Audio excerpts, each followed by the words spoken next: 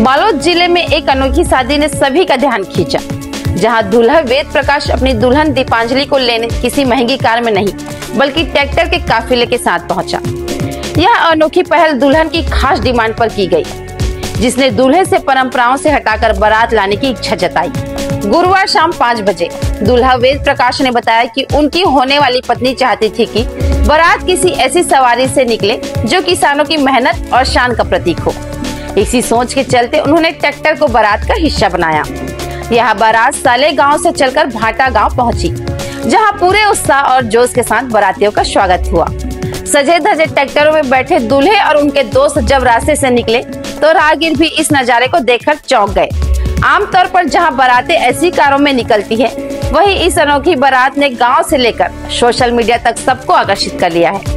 शादी का यह वीडियो अब इंटरनेट में वायरल हो रहा है और लोग इसे एक दूसरे के साथ शेयर कर रहे हैं। यह शादी सिर्फ एक विवाह नहीं बल्कि किसानों के सम्मान और परंपराओं की नई सोच को जोड़ने की एक प्रेरणादायक मिसाल बन गई है।